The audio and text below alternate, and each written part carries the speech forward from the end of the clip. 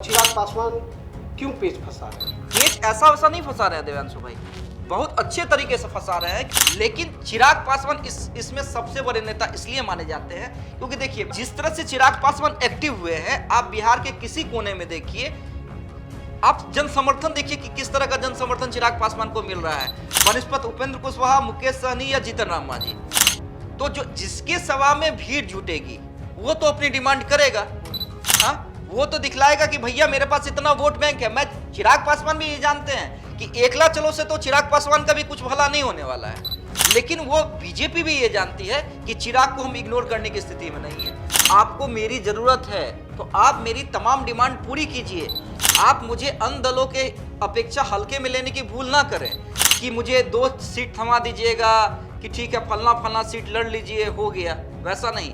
लोकसभा में कम से कम चिराग की डिमांड जो मेरी जानकारी है कि कम से कम 6 सीट की और 1 राज्यसभा की है, कि 1 राज्यसभा प्लस 6 लोकसभा की सीट। उसके बाद चिराग पासवान ये भी चाहते हैं ना सिर्फ लोकसभा बल्कि आने वाले दिनों में 2025 में जो विधानसभा चुनाव है उसकी भी रूपरेखा कमोबेश तय हो जाए कि कितने सीट देगी, कौन कौन जगह पे सीट देगी। तो ये 2 डिमांड जब तक बीजेपी नहीं मानेगी, और खासकर हाजीपुर, मैंने पहले भी बताया है डिस्कशन में कि हाजीपुर पे चिराग अड़े हुए हैं। हाजीपुर किसी कीमत पर नहीं छोड़ना चाहते हैं। पशुपति पारस के लिए वो सीट किसी भी कीमत पे पशुपति पारस के हाथ से वो लेना चाहते हैं चिराग पासवान। जब हमारी सहयोगी ने एयरपोर्ट पे उनसे सवाल किया था कि एनडीए में आने का ऐलान कब कर रहे हैं, तो उन्होंने गजब उनकी हंसी थी, ठहाका लगाकर उन्होंने कहा था अरे भाई हमें ये तो तय कर लेने दीजिए कि हम एनडीए का हिस्सा होंगे या किसी और गठबंधन का हिस्सा होंगे। ये तो तय है कि चिराग पासवान पेच फंसा रहे हैं।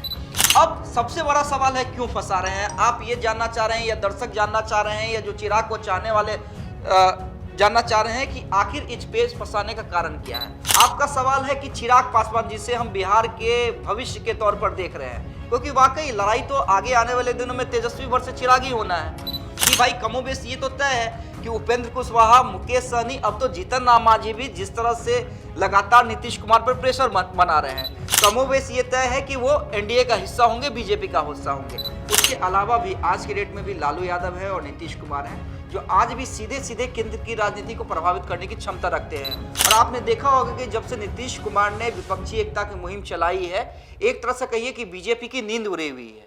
बिहार राजनीति का वो अखाड़ा है जहां कई राजनेता ने दंगल लड़के भारत के सर्वोच्च पदों पर अपना स्थान प्राप्त किया है। ऐसा ही करने जा रहे हैं बिहार के युवा नेता चिराग पासवान। और चिराग पासवान पे बात करने के लिए हमारे साथ सीधे जुड़ रहे हैं देशवा न्यूज़ के संपादक अमित झा। अमित जी, उपेंद्र कुशवाहा, मुकेश सहनी और अब जीतन राम मांझी सब एनडीए में शामिल होना चाह रहे हैं, और चिराग पासवान क्यों पेच फंसा रहे हैं?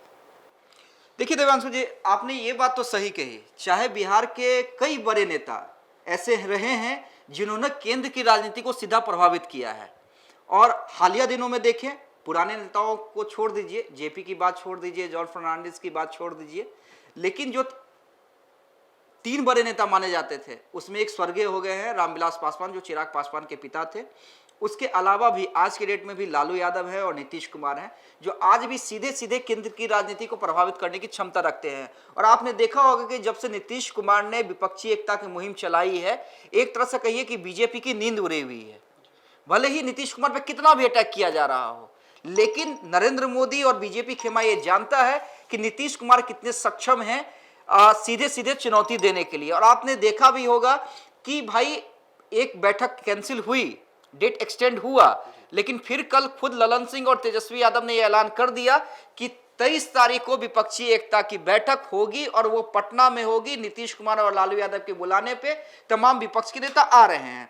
आपने कहा एनडीए के बारे में, आपका सवाल स्पेसिफिक था कि एनडीए के बारे में कि भाई कमोबेश ये तो तय है कि उपेंद्र कुशवाहा, मुकेश सहनी, अब तो जीतन राम मांझी भी जिस तरह से लगातार नीतीश कुमार पर प्रेशर बना रहे हैं, कमोबेश ये तय है कि वो एनडीए का हिस्सा होंगे, बीजेपी का हिस्सा होंगे।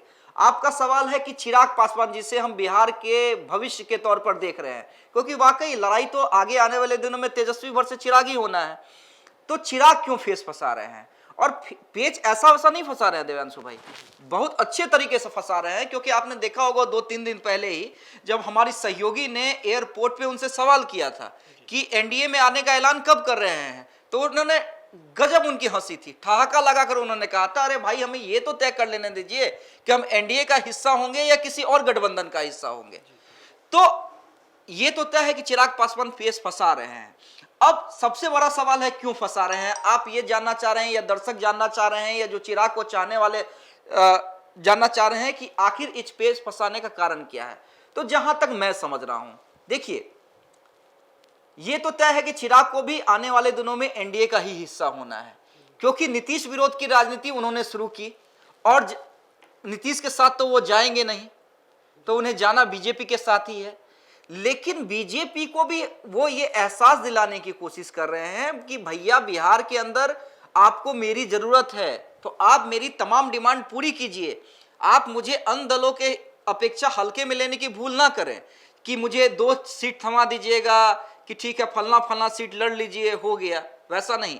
लोकसभा में कम से कम चिराग की डिमांड जो मेरी जानकारी है कि कम से कम 6 सीट की और 1 राज्यसभा की है, कि 1 राज्यसभा प्लस 6 लोकसभा की सीट। उसके बाद चिराग पासवान ये भी चाहते हैं ना सिर्फ लोकसभा बल्कि आने वाले दिनों में 2025 में जो विधानसभा चुनाव है उसकी भी रूपरेखा कमोबेश तय हो जाए कि कितने सीट देगी, कौन कौन जगह पे सीट देगी बीजेपी।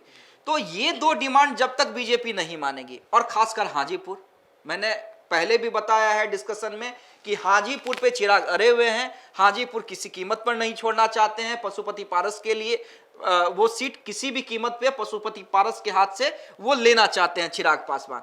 तो एक हाजीपुर वाला मामला हो गया, 6 सीट का मामला हो गया, प्लस 1 राज्यसभा की सीट का मामला हो गया। तो हाजीपुर तो चाहिए ही चाहिए, 6 प्लस 1 राज्यसभा का डिमांड हो रहा है, तो कम से कम 5 सीट तो चाहिए ही चाहिए, जिसे चिराग पासवान ने चिन्हित करके रख लिया है, जिसमें एक हाजीपुर सीट है, एक जमुई है, एक समस्तीपुर है और भी 2-3 सीट है। तो ऐसे में ये तमाम डिमांड जब तक चिराग की पूरी नहीं होगी, एनडीए गठबंधन को वो यानी बीजेपी को वो हां नहीं करने जा रहे हैं। यानी एनडीए के अंदर जब तक चिराग के हर चीजों को जस्टिफाई नहीं किया जाएगा तब तक वो हाँ या ना नहीं कहेंगे। बिल्कुल बिल्कुल नहीं कहेंगे, वही मैं कह रहा हूं। इसलिए नहीं कहेंगे कि देखिए चिराग को पता है, और देखिए मैं बार बार कह रहा हूं कि बिहार में रीजनल पार्टी को आप इग्नोर करके नहीं चल सकते हैं। कोई भी राष्ट्रीय पार्टी चाहे कांग्रेस या बीजेपी रीजनल पार्टी को इग्नोर करके नहीं चल सकती है, क्योंकि आप देखिए ना कितने सालों से लगातार रीजनल पार्टियां राज करती आ रही हैं यहाँ पे। अगर एनडीए का भी शासन कर रहा है तो किसके कारण रहा है, बीजेपी का अकेले दम पे तो रहा नहीं है, नीतीश कुमार के भरोसे रहा है ना। नीतीश कुमार के भरोसे रहा है। और बीजेपी को लड़ाई लड़नी है 2024 और 25 में किससे, लालू नीतीश तेजस्वी की जोड़ी से। तो ऐसे में उसे वैसे नेता चाहिए जिनके पास अपना वोट बैंक हो, जैसे उपेंद्र कुशवाहा हो गए, मुकेश सहनी हो गए, जीतन राम मांझी हो गए।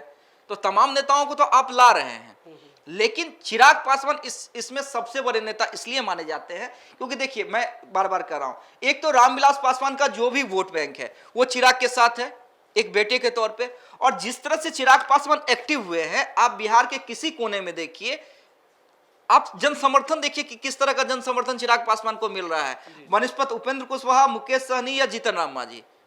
तो जो जिसके सभा में भीड़ जुटेगी वो तो अपनी डिमांड करेगा, वो तो दिखलाएगा कि भैया मेरे पास इतना वोट बैंक है। मैं चिराग पासवान भी ये जानते हैं कि एकला चलो से तो चिराग पासवान का भी कुछ भला नहीं होने वाला है। लेकिन वो बीजेपी भी ये जानती है कि चिराग को हम इग्नोर करने की स्थिति में नहीं है। और यही देखिए राजनीति का तो तकाजा है कि गिव एंड टेक, अगर मेरी आपको जरूरत है तो मुझे उस हिसाब से सम्मान दीजिए, सीट दीजिए, और वही चिराग पासवान कर रहे हैं। तो जस्टिफाई तो करना पड़ेगा, तभी हाँ बोलेंगे। ऐसा आपको नहीं लग रहा है कि अगर चिराग पासवान को इतना तजब्बु दिया जाएगा तो बाकी दल नाराज नहीं होगी बीजेपी से? निश्चित हो सकती है, क्यों नहीं हो सकती है। उपेंद्र कुशवाहा नाराज हो सकते हैं, मुकेश सहनी भी कमोबेश, ये सबको पता है कि मुकेश सहनी एनडीए के साथ जाएंगे, लेकिन मुकेश सहनी की भी अपनी डिमांड है, राजनीतिक महत्वाकांक्षा है। जैसे वो मुजफ्फरपुर की सीट चाह रहे हैं, मुजफ्फरपुर जो अजय निषाद जहां से बीजेपी के सांसद वो कह रहे हैं कि मुजफ्फरपुर से हम लड़ेंगे। तो कई ऐसी डिमांड है, मुकेश सहनी की भी, उपेंद्र कुशवाहा की डिमांड है, जीतन राम मांझी अभी नीतीश कुमार से 5 सीट का डिमांड कर रहे हैं, तो एनडीए में जाएंगे तो कम से कम वो भी 3 सीट की डिमांड करेंगे। बीजेपी के लिए यह समस्या है कि सभी सीट अगर सहयोगी दलों के लिए छोड़ देगी तो हम कितने सीट पे लड़ेंगे, क्योंकि 2024 का पिक्चर भी देखना है। तो तमाम परेशानी तो है बीजेपी के पास। या हाजीपुर अगर वो चिराग को दे देगी तो पारस भी तो नाराज हो सकते हैं, समस्तीपुर अगर चिराग मांग लेंगे तब भी पारस नाराज हो सकते हैं, क्योंकि हाजीपुर से पारस अभी सांसद हैं, समस्तीपुर से प्रिंस राज सांसद है जो चिराग पासवान के भाई और पशुपति पारस के भतीजे हैं। तो ऐसे में नाराजगी तो बढ़ेगी।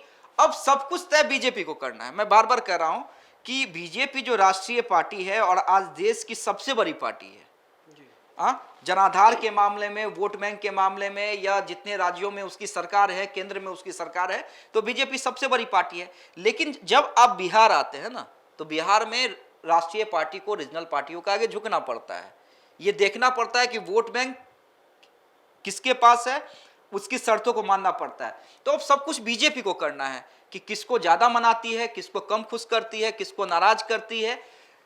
उससे भी अच्छा मैंने पिछले बार भी कहा था कि बीजेपी एक गलती क्या कर रही है देवांशु भाई, ये समझिए, बीजेपी टेबल टॉक नहीं कर रही है, बीजेपी सिंगल टॉक कर रही है। उपेंद्र कुशवाहा से मीटिंग कर लेती है, मुकेश सहनी से मीटिंग हो जाती है किसी नेताओं की, जीतन राम मांझी से मीटिंग हो जाती है, कभी चिराग से मीटिंग हो जाती है, लेकिन तमाम नेताओं को एक टेबल पे बीजेपी अभी नहीं बैठा पाई है। और जब तक बीजेपी ये नहीं करेगी ना, तब तक उसे बिहार में नुकसान उठाना पड़ेगा और महागठबंधन देखिएगा तेजी से आगे बढ़ेगा। क्योंकि जो हम चर्चा कर रहे थे नीतीश को झटका दे दिया, लेकिन नीतीश को झटका मिला, कांग्रेस ने झटका दिया, और यही कारण है कि 13 तारीख की जो इंपॉर्टेंट बैठक थी वो एक्सटेंड हुआ। लेकिन अंत में क्या हुआ? अंत में तो हो गया कि भाई 10 दिनों के बाद ही विपक्षी पार्टियों की बैठक है और बड़ी बैठक है, और तमाम बड़े नेताओं जिसपे संशय था, चाहे कांग्रेस के हेड यानी मल्लिकार्जुन खड़गे पे या अरविंद केजरीवाल पर संशय था कि अरविंद केजरीवाल, सबने अपनी हामी भर दी है। ममता बनर्जी, अरविंद केजरीवाल, मल्लिकार्जुन खड़गे, उद्धव ठाकरे, अखिलेश यादव, तमाम लोगों ने अपनी हामी भर दी है, स्टालिन, तब सभी लोग आ रहे हैं। तो भाई महागठबंधन तो तेजी से आगे बढ़ रहा है ना, तो बीजेपी को टेबल टॉक तो करना पड़ेगा देवांशु जी। बहुत बहुत धन्यवाद अमित जी, आपने हमारे देशवा के दर्शकों को जिस तरीके से अभी बिहार के राजनीति के बारे में आपने बताया, और अगले किसी एपिसोड में हम लोग फिर मिलेंगे और ऐसे ही राजनीति के गलियारों से कोई खबर ढूंढ निकालेंगे और आपसे बात करेंगे। धन्यवाद। सिर्फ खबर दिखाना देशवा न्यूज का मकसद नहीं, देशवा न्यूज की कोशिश है कि समाज की सूरत बदलनी चाहिए। देशवा न्यूज पर वीडियो देखने के लिए लाइक करें, सब्सक्राइब करें, साथ ही बेल आइकन दबाना न भूलें।